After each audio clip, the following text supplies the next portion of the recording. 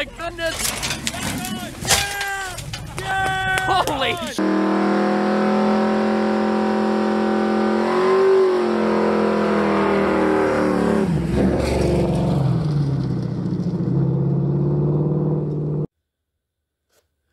Alright people, it's time to get back to work on the CRIPPLER.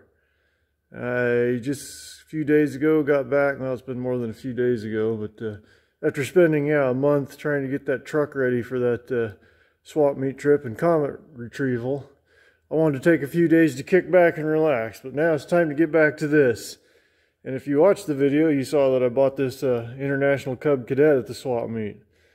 It seems to run pretty good, other than, I mean, like, as good. When I say it runs pretty good, it seems like the engine is sound. It's just when you hit a bump or change directions abruptly, it throws the carburetor into a tizzy.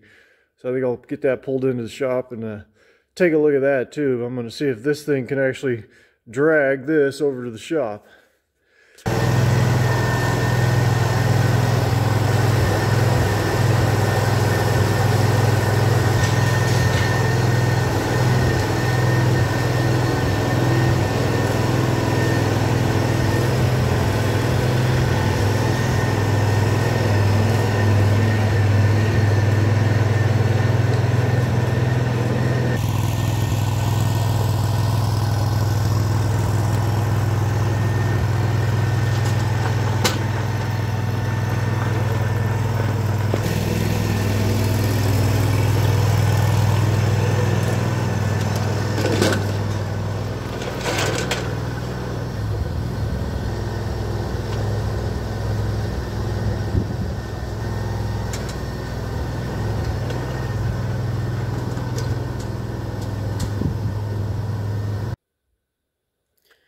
All right, it is a beautiful, what, I think it's almost 60 degrees today. It's supposed to be nice all week. Maybe I get some work done on this thing. Although I'm having a hard time getting motivated. It's so nice out, I don't want to be in here. Got some parts rounded up here. Do some more work on the steering. I got my brake rod in. I was putzing around with this thing. It's the linkage that disengages the belt. And I don't know, I just don't like the way it just seems pretty flimsy to me. I was trying to come up with a way to use some Heims. Where'd they go? There we go.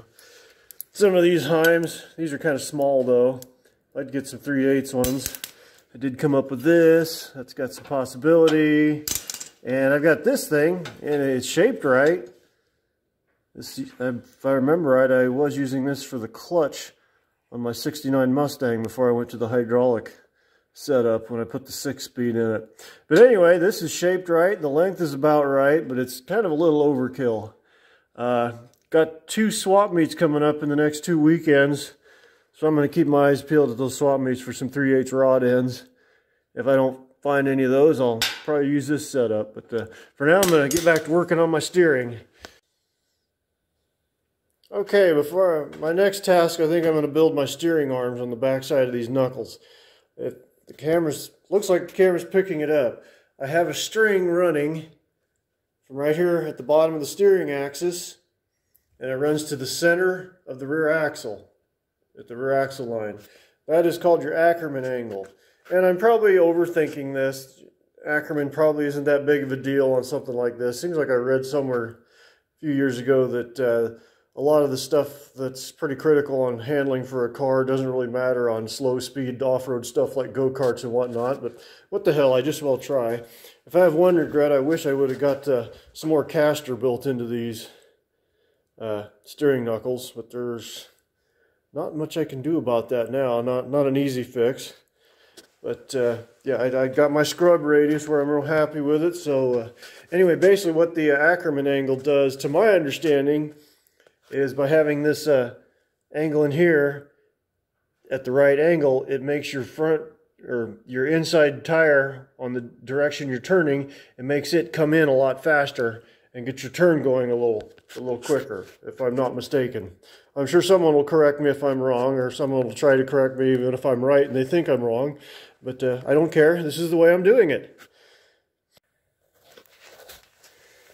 All right, got my beginnings of my arm shaped here to fit into the knuckle like so. Obviously the arm isn't going to be this long, but having it this long makes it a lot easier to help it follow the angle of that string. So, yeah, I'm pretty happy with that. See if I can hold it in place while I tack weld it in, pull it off, and burn it all down, then trim it to size. And I see no reason not to use the stock length of what these arms originally were.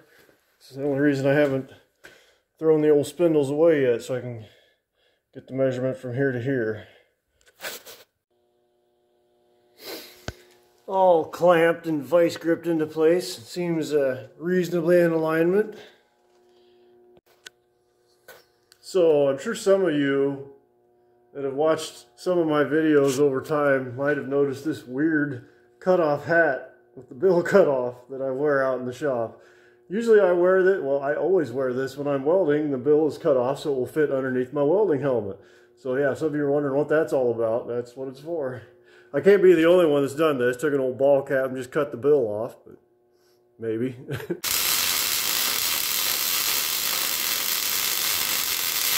A little harder getting into that corner than I thought it'd be.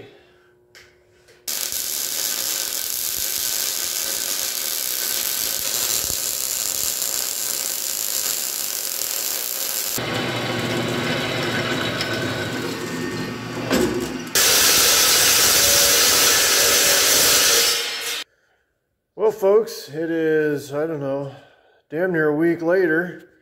As you might have recalled, it was a nice bright sunny day when I was building this spindle. I was hoping to get both sides done, but I'm sure as with many of you, other things get in the way of your fun projects. But I'm back at it today. I did get the spindle. Looks like it's pretty well finished up. I may have to, not sure yet, I may have to heat up the arm and give it a little twist to level it out. Not sure yet. I'm going to work on the other side. Got the arm all mocked up for this side, so let's do it all again.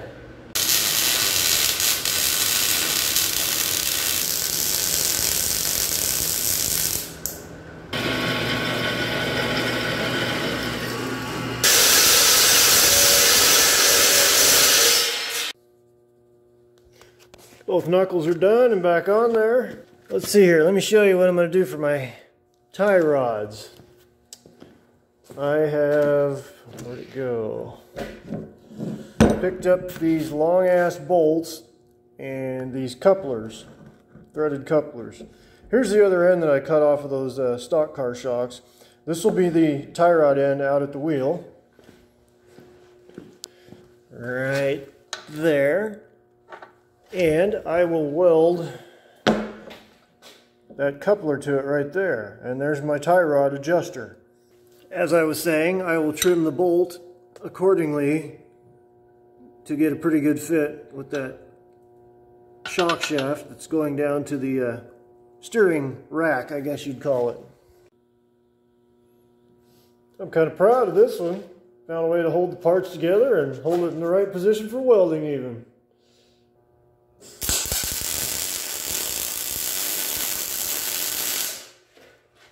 Okay, it's been about, damn near a week since I worked on the off-roading mower here.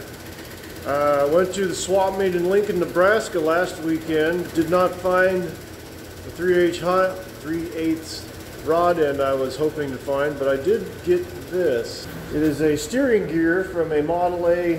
I'm hoping to use that. It's got the right motion to it to work as a push and pull box. It's not completely stuck. You can turn it a little bit, so I'm hoping I can get it freed up so I can use it. Also got some 26-inch tall diameter ATV tires at the swap meet. A few other goodies for some other projects. So yeah, it was a good swap meet. I got another one coming up this weekend in a couple of days. Hopefully I can find that 3/8 rod end that I need for my belt disengagement. But back out in the shop today, obviously. Gonna try to get my tie rods done. Need to get these steering arms leveled out. Put a little twist in them.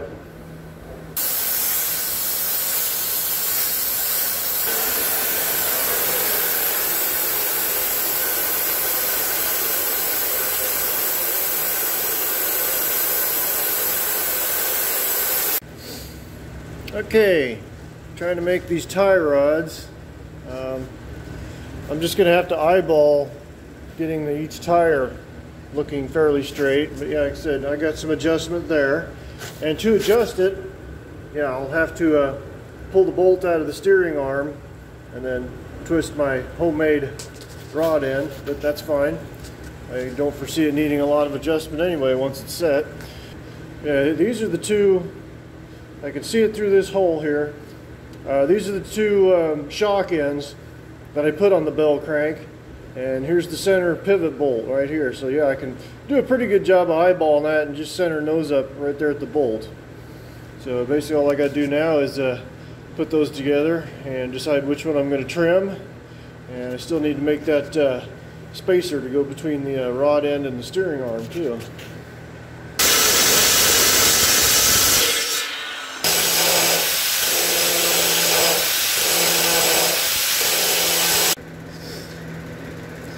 As you can see, I've beveled out both shafts, the bolt and the shock shaft, and I have them clamped in this piece of angle iron to do the best I can to keep them aligned. Now I'll weld this side and pull it out and weld the other.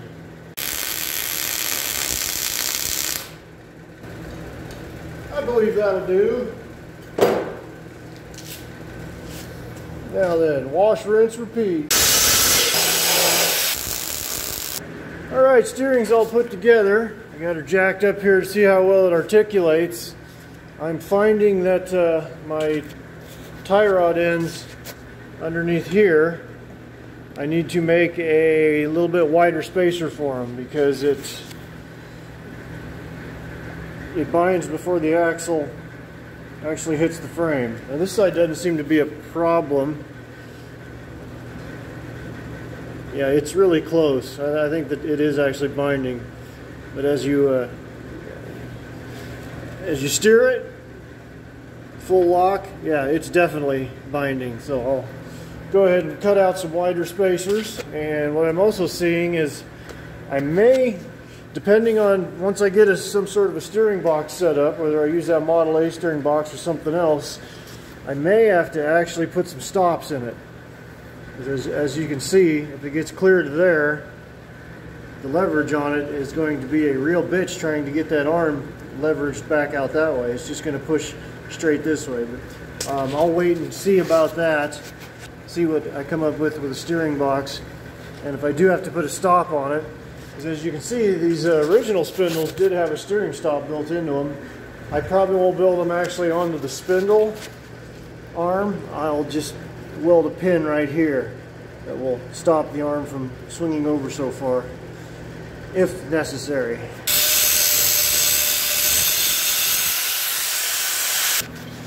Okay, I got the taller spacers in, facing straight ahead, no problem. Let's see if I got enough hands to do this. And going full lock to the right, no problem, but full lock to the left, or even close to it, I'm getting, I guess I need a little bit more spacer on this side.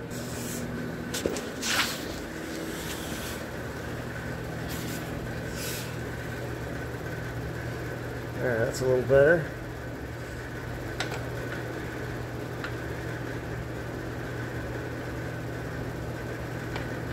The tie rod is hitting the bell crank.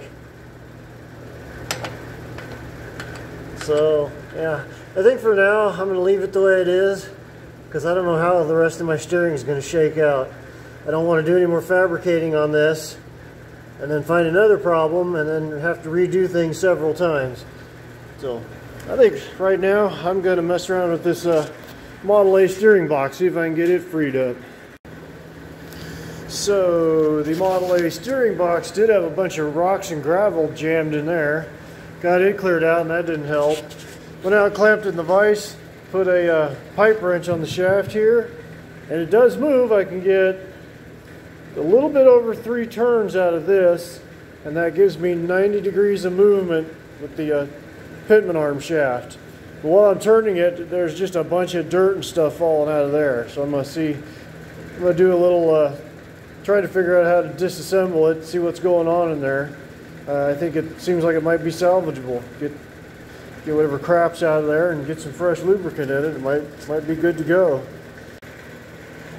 Alright, I got the sector shaft out. That wasn't too awfully bad. But it's still, it's kind of nasty in there, but not, yeah, I've seen a lot worse. Still, the problem seems to be in the input shaft. It is still, yeah, not turning, so I will keep tearing it down further. Okay, so pulling this bolt out right there, I can actually turn the shaft by hand now. I don't know what that bolt does. I was assuming it's some sort of a retaining bolt that keeps the shaft from popping out. Maybe not. I'm going to have to keep investigating. So I took this end cap off, and there was some sort of a, I don't know what it was, a plug that just crumbled. I don't know if it was rubber or what it was, but I don't know, maybe if I go put this back together, maybe I can find a freeze plug that has that right diameter or something. But so far it's looking like if I drive on the worm gear here, it is starting to push this, I don't know what you'd call that, a support, a snout or something. Okay, it's apart. It did drive out of there. This part was over the shaft right here. Looks to me there is a bearing on this side of the worm gear and right there, and there is the bearing right there. The rollers themselves don't look too bad, but the race that it seats in looks awful. I'm guessing that's what was keeping it from turning.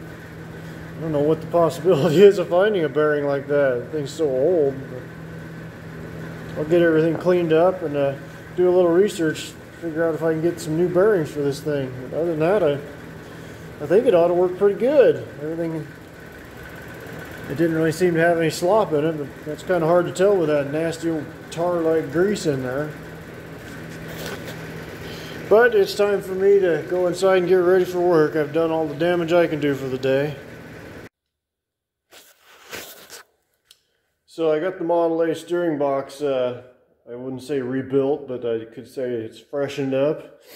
I didn't actually buy any new bearings, and you can't buy the races anyway because they're actually built into the one back here is part of the housing, and the one up here is part of this. It was pretty easy to do. There's videos out there how to do it if you want to investigate it yourself, but I'm guessing that you're here for the lawnmower content, not for Model A stuff. But anyway, a couple days after getting that done, before I could start installing it, I ended up buying this. Got it for $100. Has supposedly a good 18 horsepower twin engine on it. I did hear it run when I went to go look at it. He ran it off brake fluid, spraying it, or not brake, yeah, carb, I don't know, some sort of spray down the carburetor. Sounded pretty good for just that little amount of running. Got a spare transaxle for me there. He even threw in another spare transaxle he had stashed away. And the steering parts are pretty good. Now, as I talked about in my second video, I don't think this is going to pick it up. Maybe I can get in there. Yeah, it's not going to pick it up. I don't think it is anyway. Let's see if I can get in there a little bit better.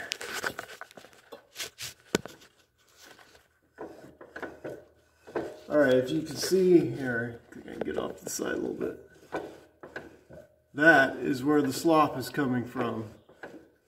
That shaft that goes down, and this is supposed to support that gear. The gear that I had with the tooth missing out of it. If I could just brace up the top of that bolt, I think that'll take all the slop out of the steering. Because that's where I'm turning the wheel. And that's just the slop I'm getting. And it's just solely because of the top of that bolt rocking back and forth. So I'm going to try and use the steering parts off of this. I still might use the Model A steering box, It's ridiculously overbuilt.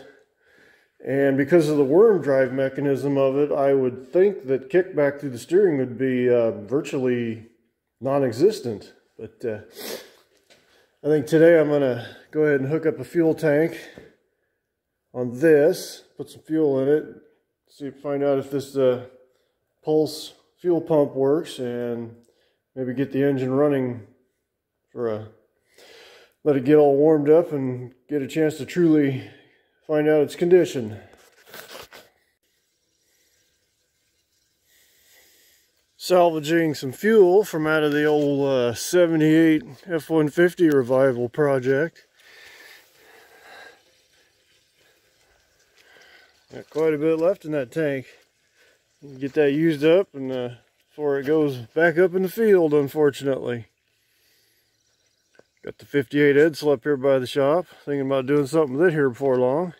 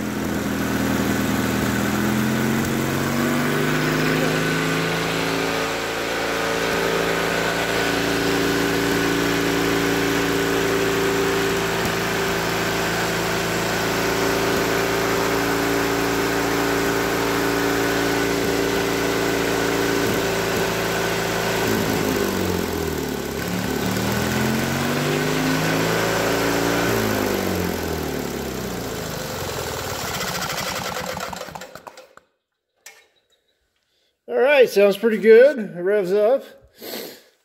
Had it running for a little while. Sorry I didn't record it when I started it up. I just kind of got the fuel in and hit the button and it took right off. A little trouble cranking it first, but I don't know if that means that battery came with it. I don't know how good it is. Let's see here.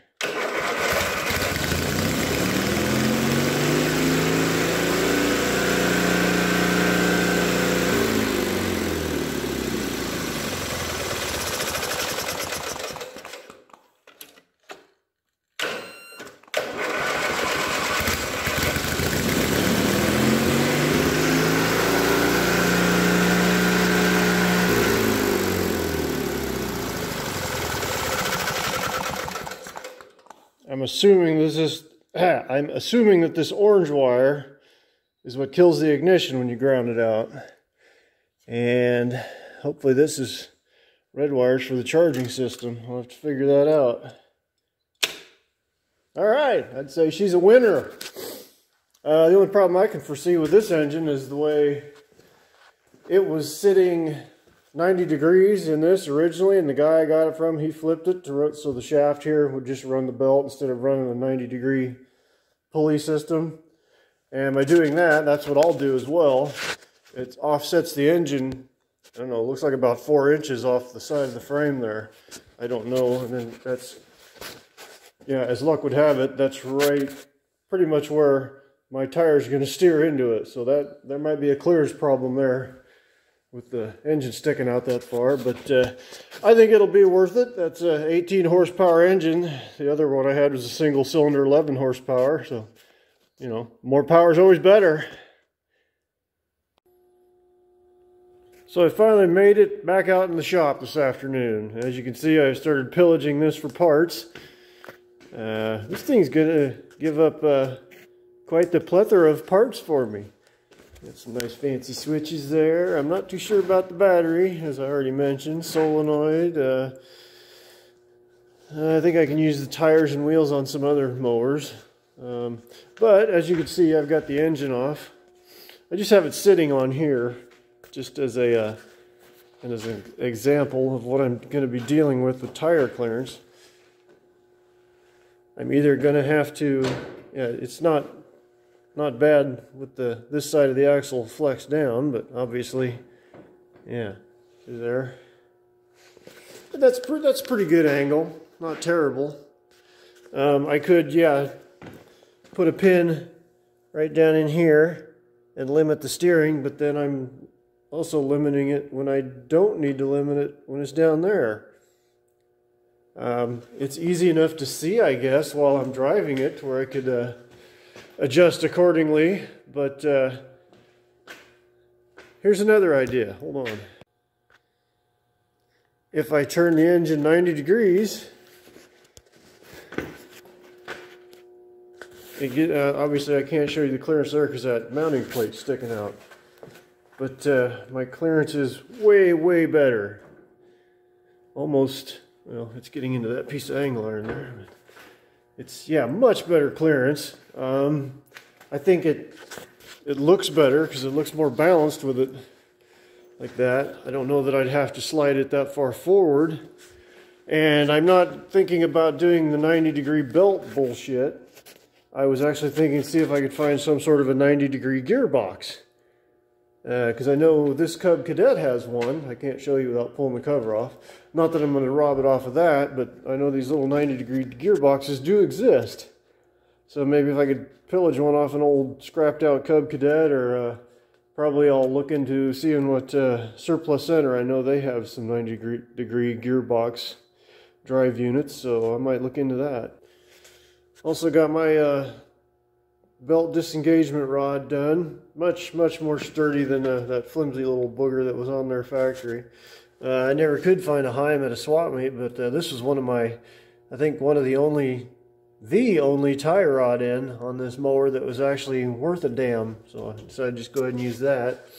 And I didn't show it previously, but I think when I stretched, well, I know when I stretched this frame 10 inches in the rear, it was a bit much, even for me and my long legs.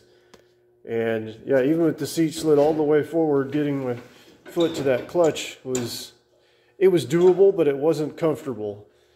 And I ended up sliding the fender and seat forward, what was it, 1.5 inches, I believe. It was as much as I could get away with because of this, the rod here for the high, low, and neutral. And even then I had to, yeah, it normally comes out here at a straight 90 degrees, which would have put it right up against the fender, so I heated up and bent it out. And it seems pretty comfortable that way. From, yeah, obviously I can't sit on it comfortably because there's no footboards there, but I think it'll be a lot better. Alright, this afternoon out in the shop, I'm trying to make the mount for my Model A steering box. I think I got it all scribbled out here. I didn't bother filming it because I was doing math, and that's hard enough for me. I get to drilling and cutting it out and see how well it works.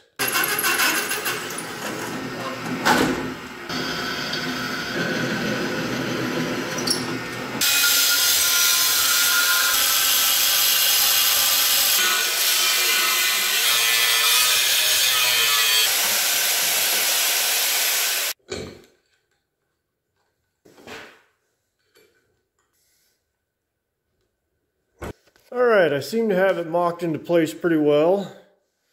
Methinks. This will be a huge relief getting this in there. Because, yeah, I needed to get the position of my steering shaft and my steering wheel. Y'all have to trim that down, obviously. But I needed to get this in place in order to know what to do with my tubing structure. And I probably am going to mount the engine with the shaft pointing straight back. So, and having this in place will show me how much room I have to get a 90-degree gearbox in there too. One of the bad things about this, as you can see right there, and maybe I can get in there and show you. Not really. Oh, right there. The shaft coming out of the box is damn near right up against the frame, which means if I need to take the box off of there for some reason, I'll have to take those bolts out and basically slide the box out of the Pitman arm because it'll be kind of trapped in between there. Here is the Pitman arm for it. Right there. And yeah, it is really long, but I will probably be only cutting it down to half. And it is going to hang down below the frame a little bit, but it won't really be that bad. And it should be stout enough that even if it does get hung up on something, I'm thinking it shouldn't really damage anything. I think while I'm welding that bracket in, I'll weld a plate over this too, reinforce that. And I know that does seem rather flimsy in there, but keep in mind there will be some tubing structure coming up and supporting the shaft here as well.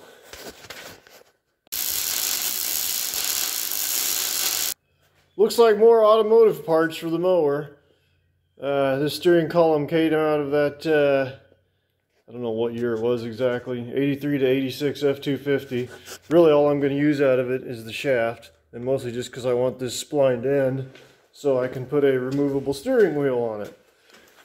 I'll cut the center hub out of the steering wheel, weld it to the back side of this wheel, and that way, yeah, I can just bolt it onto that shaft.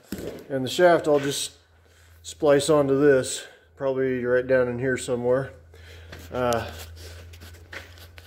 Once I get the position of the steering wheel figured out, I can start doing the tube work and getting the engine mounted. And for the tube work, I could go ahead and just bend some fresh stuff, but I think I'm going to salvage tubing off of this old mud racer of mine.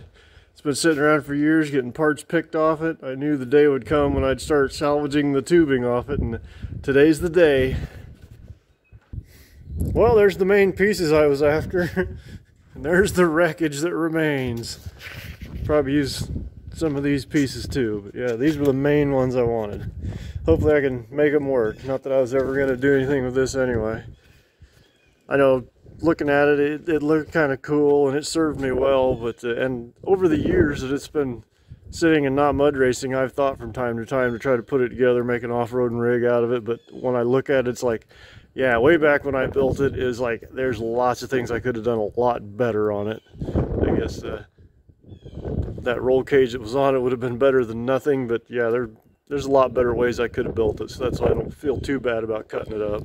So back to work on my steering again today. I got the length of the shaft worked out. It might be a little tall, I can always shorten it 5'2", but I think I am going to go ahead and redo this mount again. Try to get this steering box tucked up a little higher, because as I already mentioned, that steering arm is going to hang kind of low. Once I really got it on there, yeah, I don't like it hanging that low. It would probably be okay, but what the heck, I don't have anything else in the way. It won't be too terribly hard to redo it now. Plus I'm dealing with the tie rods. Did a little bit of checking, clearancing. This was the original point where what would that be? That would be the drag link attached to this piece. As you can see the lines, if I trim that out there, then I'll get my full, this was hitting there. And then I'll just have to move this point that was here, I'll end up adding onto the plate and bringing it clear up here. All right, out here in the shop again this afternoon, getting some work done on the mud mower. This is my third and hopefully final version of mounting the Model A steering box. I'm pretty happy with it. Over the last time I mounted it, I got it moved up, gained about an inch of ground clearance here, maybe a little more. The steering is centered right now, even though it doesn't look like it because the arm is tilted back, but that's okay, because I will be welding the actual piece that's going to accept the pivot point onto it here. So the pivot point actually will be centered straight up and down.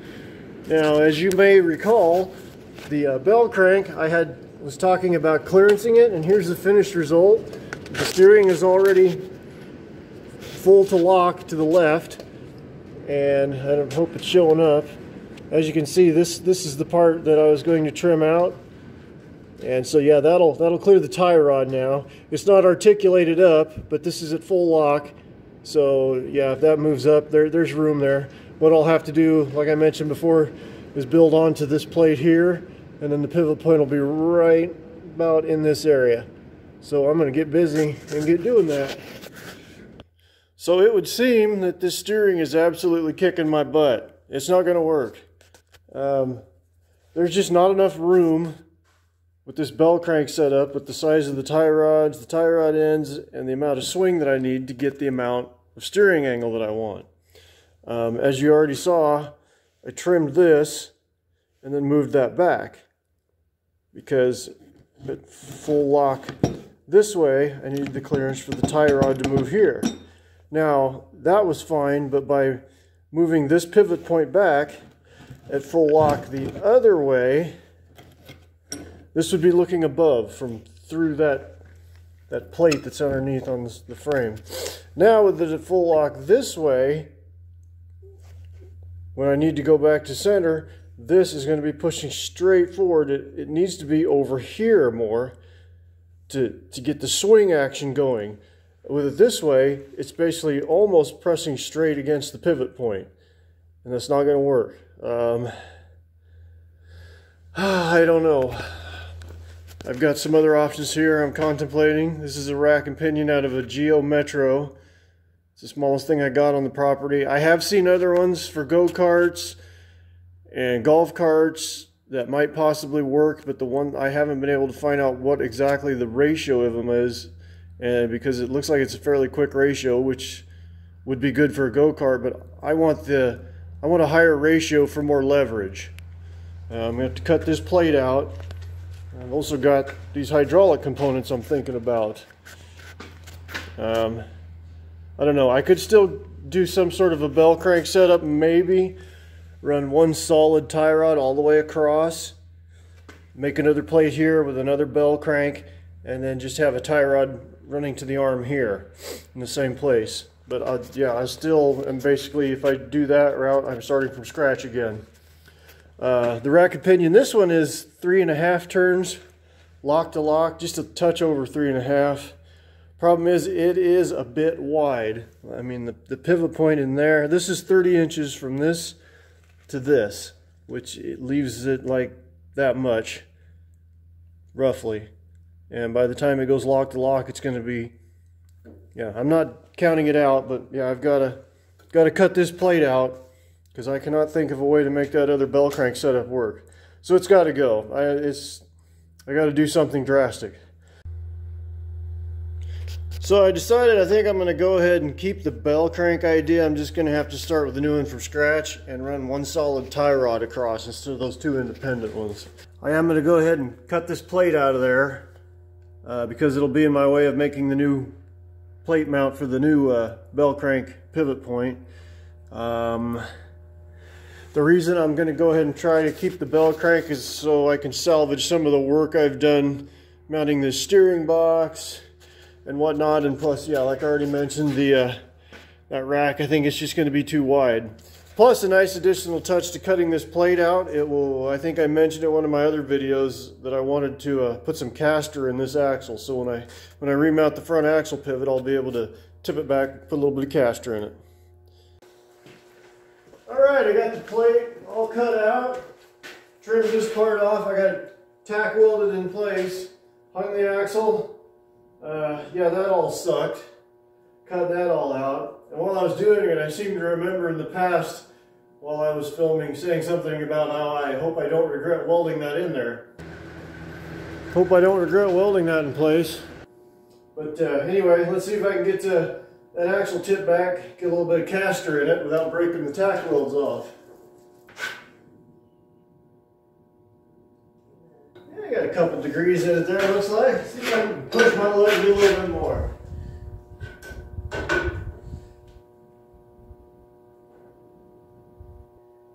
I think that'll do.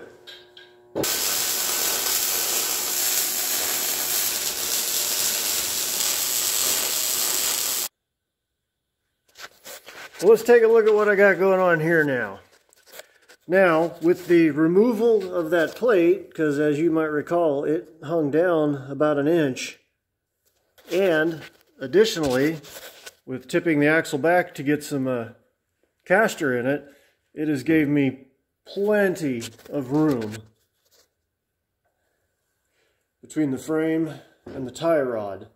So now I should be able to build my own bell crank assembly right in here, and then run what I guess it'd be called a drag link from over here. And I don't know whether I'll build another arm up here or stack it on top of that and add a support or what. But man, it opened up so much room that I didn't have before. I'm glad I did it. It was totally worth the effort, I think. But as usual, I'm running out of time today. I think what I'm going to use to build the drag link is the center out of this old wheel that came off this Craftsman. It's a 3/4 inch center. I should have some 3/4 inch rod around here. I'll just cut that out right there and build my arms off it for the bell crank.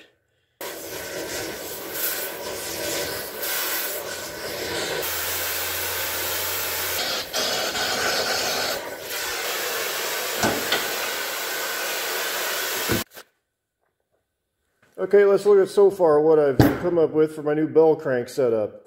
This is the actual plate that I'd cut off of the frame. I was actually able to salvage that.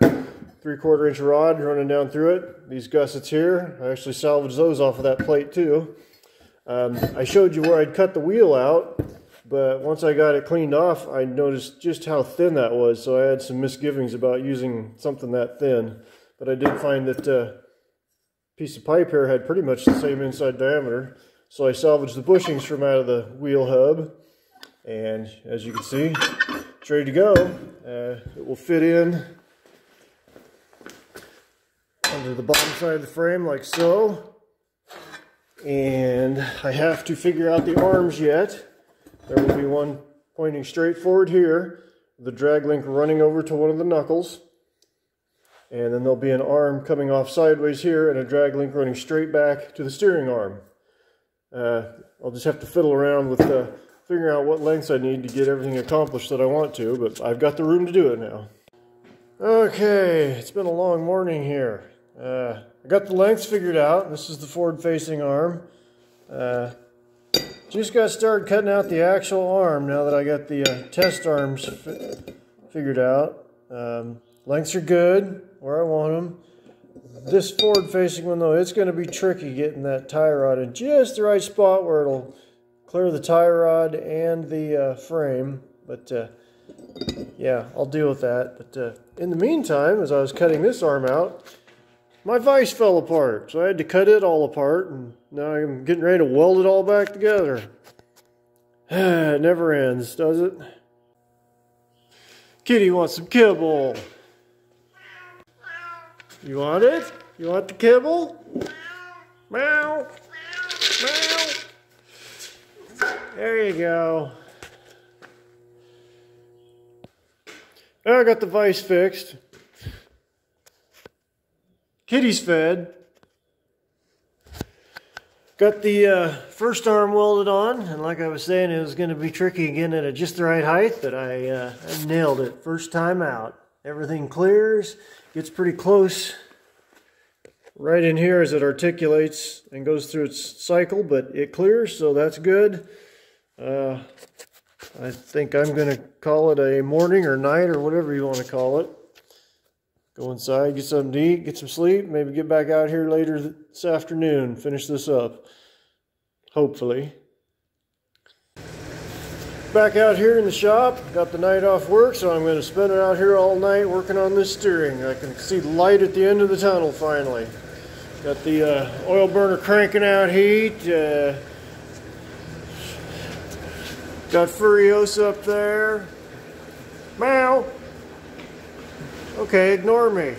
There you go. Meow. She's feeling kind of needy today earlier.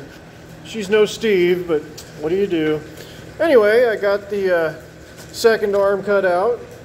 Got it tacked into place. I'm going to put it into the mower and check everything out, make sure everything's good, and then I'll probably start yanking everything out, burning everything in place for good.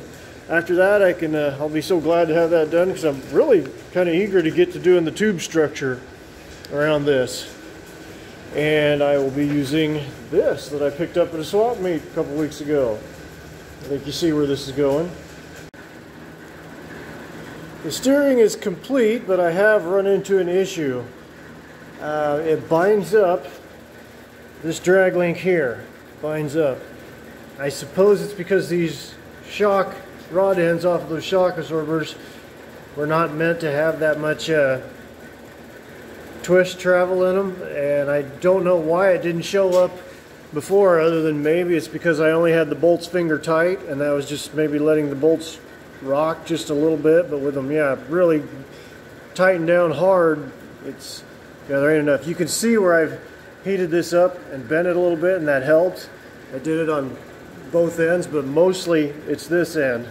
I'm going to do that a little bit more to it, but right now it's too hot.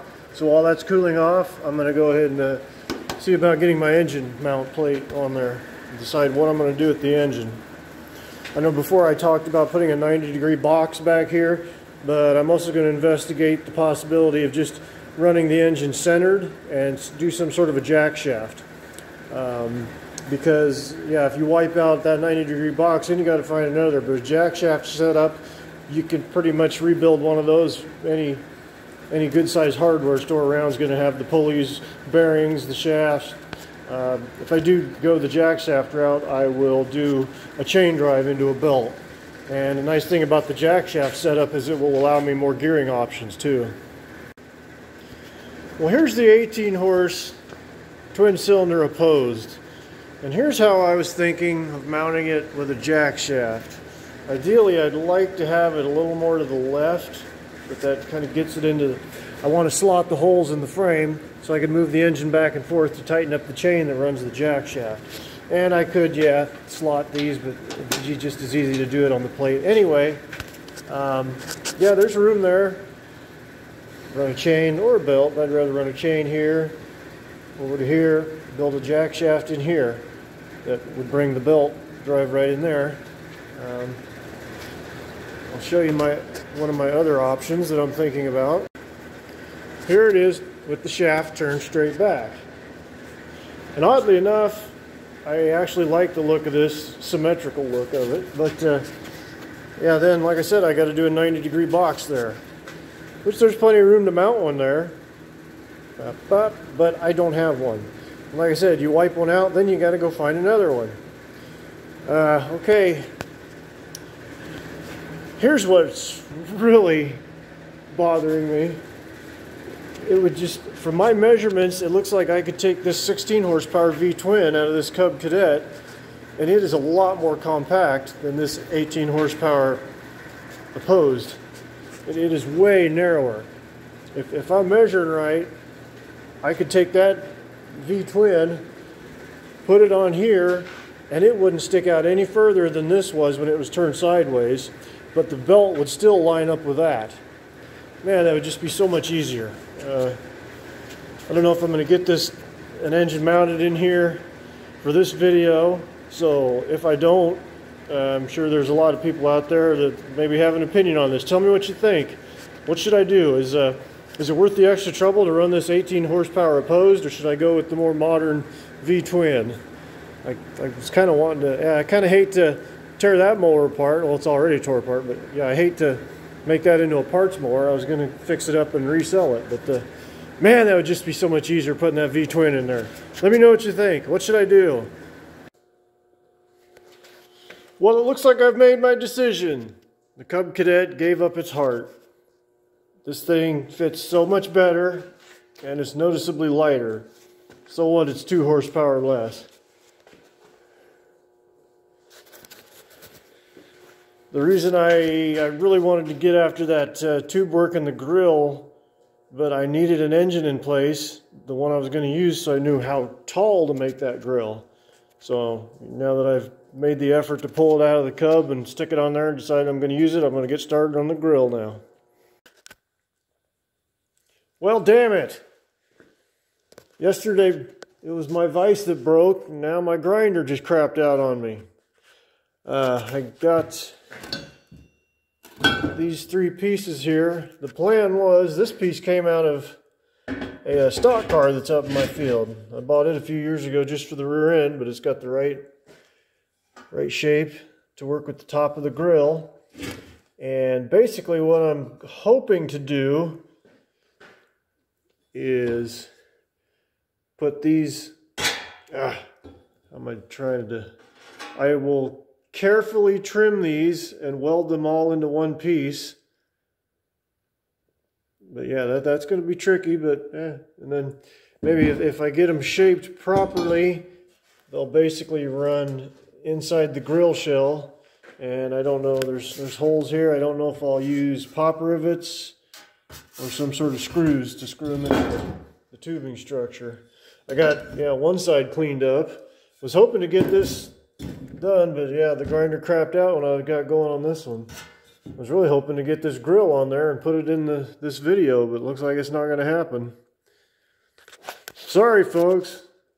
At least it's starting to look like something now, though.